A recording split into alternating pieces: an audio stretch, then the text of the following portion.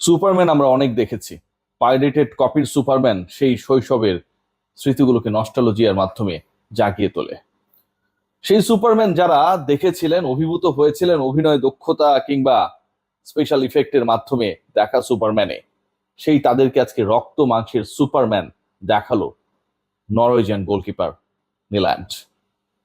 তিনি একলা ভার্সেস ব্রাজিলের ফুল অ্যাটাক, ব্রাজিলকে আজকের এই ম্যাচে হারানো, ব্রাজিলের বিশ্বকাপ জয়ের যেই ইচ্ছা, যেই স্বপ্ন, সেটাকে আরো 4 বছর লঙ্গার করা, ব্রাজিলের মিশন হেক্সাকে বরবাদ করে দেয়া, সবকিছুর নায়ক এই সুপারম্যান নিল্যান্ড।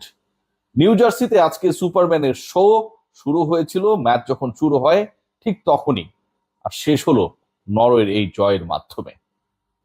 নিল্যান্ড আজকে যা করেছেন, যেভাবে করেছেন, যা দেখিয়েছেন, যেভাবে মুগ্ধ করেছেন, নরওয়ের সাপোর্টার যারা ছিল না, যারা ব্রাজিলকে সাপোর্ট করেছে, তাদের কাছ থেকেও the way he get the respect, unbelievable. তার আলোচনায় আসবো, তবে হাল্যান্ডের আলোচনা তো করতে হয়। দ্বিতীয় গোল দিয়ে আলোচনাটা শুরু করি। আমার কাছে মনে হয় যে সেটা অনেক অনেক বেশি প্রযোজ্য। যখন সেকেন্ড গোলটা করলেন, বল রিসিভ করলেন, প্লেসমেন্ট করলেন, কিক করলেন, এত ঠান্ডা মাথায়, এত নিখুঁত ফিনিশিং একজন স্ট্রাইকার কিভাবে করতে পারেন সেটা নিয়ে গবেষণা হতে পারে। তিনি বলে কিক করেছেন নাকি তিনি ট্রিগারে প্রেস করেছিলেন এবং সেই বুলেটটা অ্যালিসন বেকারকে ফাঁকি দিয়ে তার জালে গিয়ে আটকে গেল, সেটা নিয়েও প্রশ্ন হতে পারে, আলোচনা হতে পারে। যে বলটাই কিক করলেন, গোল হলো 121 কিলোমিটার গতিতে। সেই গোলটা আলটিমেটলি শেষ পেরেক ঠুকে দিল ব্রাজিলের শেষ স্বপ্নে। আজকের এই ম্যাচে হাল্যান্ডের সেকেন্ড গোলের পর কোনো উচ্ছ্বাস আমরা দেখিনি। যেন তিনি জানতেন যে এই গোলটা তিনি করবেন, যেন তিনি জানতেন এই গোলটা অ্যালিসন বেকার আটকাতে পারবে না, যেন তিনি জানতেন তার দল কোয়ার্টার ফাইনালসে প্রগ্রেস করবে, যেন তিনি জানতেন যে শটটা তিনি করেছেন এটা গোলই হবে। কি নির্লিপ্ত, কোনো উচ্ছ্বাস নেই। ব্রাজিলের বিপক্ষে দ্বিতীয় গোল করার পরও, টুর্নামেন্টের সপ্তম গোল করার পরও কি প্রফেশনালিজম।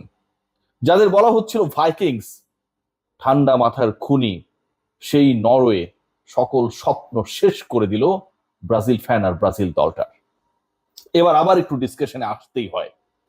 ম্যাচের যখন তৃতীয় মিনিট, ঠিক সেই সময়টা যদি খেয়াল করে দেখেন, প্রথম গোলটা করে নরওয়ে, অফসাইডে সেই গোল বাতিল হয়ে যায়। তবে সেখান থেকে এই ম্যাচটা কোন দিকে যাচ্ছে সেটা দৃশ্যপটটা ক্লিয়ার হয়ে যায়। ব্রাজিলের ডিফেন্সে যে ফাঁক রয়েছে, ব্রাজিলের ডিফেন্স নরওয়ের অ্যাটাককে আটকানোর মতো সামর্থ্য রাখে না। হাল্যান্ডরা যেন ম্যাচের শুরুর 3 মিনিটের মাধ্যমে সেটা জেনে যান। এরপরে ম্যাচ করায় নাটকীয়তা বাড়ে, অফসাইডে বাতিল হওয়া গোল করতে না পারার আক্ষেপের সাথে নরওয়ের সঙ্গী হয় ব্রাজিলকে পেনাল্টি উপহার দেয়া। যেই পেনাল্টি নিতে পারতেন ভিনি জুনিয়র নিজে, যেই পেনাল্টি নেয়ার ক্ষেত্রে রোল প্লে করতে পারতেন অন্য কেউ, সেই পেনাল্টি নেয়ানো হলো গিমেনেজের মাধ্যমে। এবং সেখান থেকেই আলটিমেটলি শুরু হলো নিল্যান্ডের রূপকথার গল্প, এবং তিনি সেই পেনাল্টি আটকে দিলেন। ওই পেনাল্টি আটকে দেয়া এবং ওই পেনাল্টিতে গোল করতে ব্যর্থতা ব্রাজিলকে আলটিমেটলি ইন্ডিকেট করেছিল ম্যাচের প্রথমার্ধের হাইড্রেশন ব্রেকের আগেই যে তারা এই ম্যাচের মধ্যে নেই। ব্রাজিলকে খাটিয়েছে নরওয়ে, টায়ার্ড বানিয়েছে, অ্যান্ড দেন শেষে এসে জাস্ট খেলে দিয়েছে। আজকে নিল্যান্ড যেভাবে আটকিয়েছেন, যেভাবে তার পারফরমেন্স দেখিয়েছেন, কিছুদিনের জন্য হলেও ভোজিনহার যে কৃতিত্ব আর্জেন্টিনার বিপক্ষে মানুষ ভুলতে বাধ্য। 85 মিনিটে যদি খেয়াল করে দেখেন যে অলমোস্ট গোল হয়েই যাচ্ছিল, বিশাল একটা উঁচু থেকে বল নিচে নামছে, ফ্লাইটটা রিড করতে পারাটাও difficult for any goalkeeper. Just ফিঙ্গারের উপর ডিপেন্ড করে সেই নিশ্চিত গোলটা রক্ষা করলেন কিপার নিল্যান্ড। এর আগে 1-1 ভিনি জুনিয়রের সাথে কিভাবে আটকালেন সেটা ওই মুহূর্তে যারা দেখেছে আর যিনি আটকেছেন তিনিই জানেন। প্রসেসটা সম্পর্কে আমার কাছে মনে হয় নিল্যান্ডের থেকেও ফুটবল বিধাতা আরো ভালো জানেন। আমরা চেঞ্জ দেখেছি, পরিবর্তনে একটা সময় এন্ড্রিক্সকে মাঠে নামানো হয়, মাঠে নামার 1 মিনিটের মধ্যে সুবর্ণ সুযোগ তিনি পেয়ে গেলেন। সেই সুবর্ণ সুযোগটা সামনে দাঁড়ানো ছিল একজন গোলকিপার ছাড়া কেউ না, সেই গোলটাও করতে এন্ড্রিক্স ব্যর্থ। ব্রাজিল যে হেরেছে, এই যে পয়েন্টগুলো, পেনাল্টি থেকে গোল করতে ব্যর্থতা, যে ফ্লাইটটা দিয়েছিল সেই জায়গায় গোলকিপারের অসামান্য দক্ষতা, 1-to-1 সুযোগগুলো ভিনি জুনিয়র কাজে লাগাতে পারেন নাই, এন্ড্রিক্সরা কাজে লাগাতে পারেন নাই, একটার পর একটা আক্রমণকে যতটা না নস্যাৎ করেছে নরওয়ের ডিফেন্স, তার থেকে অনেক বেশি একলা দু হাতে দু পায়ে নষ্ট করে দিয়েছে, ধ্বংস করে দিয়েছে একজন গোলকিপার। এই ম্যাচটা তাই ব্রাজিল ভার্সেস নিউজিল্যান্ড যদি বলা হয় খুব বেশি বলা হবে না, তবে হাল্যান্ড এতে মাইন্ড করতেই পারেন। প্রথম গোলটা করার পরই তো আসলে তাদের জয়ের পথটা খুলে যায়। দারুণ প্লেসমেন্ট, হেডে গোল করলেন, that was his 6th goal, and ব্রাজিলের পরাজয়ের আলোচনার ডিসকাশনটা শুরু হয় ঠিক সেখান থেকে।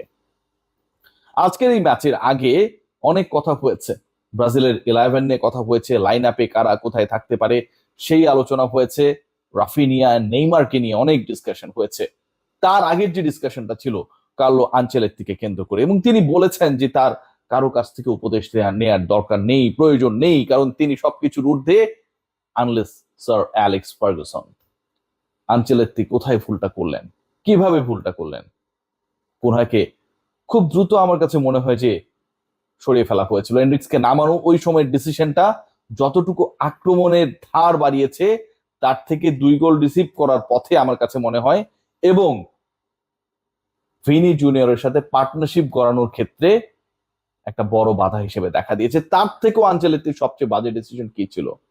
আজকের ম্যাচে ব্রাজিল তো একটা সান্ত্বনাও পেয়েছে, একটা গোল পেয়েছে, দ্বিতীয় পেনাল্টি পেয়েছিল, এবং সেখান থেকে ব্রাজিলের সবচেয়ে বড় সুপারস্টার এই দলটার খেলতে না পেরেও, পুরো সময় মাঠে নামতে না পেরেও সুপারস্টার নেইমার পেনাল্টি থেকে সেই গোলটাও পেয়েছেন।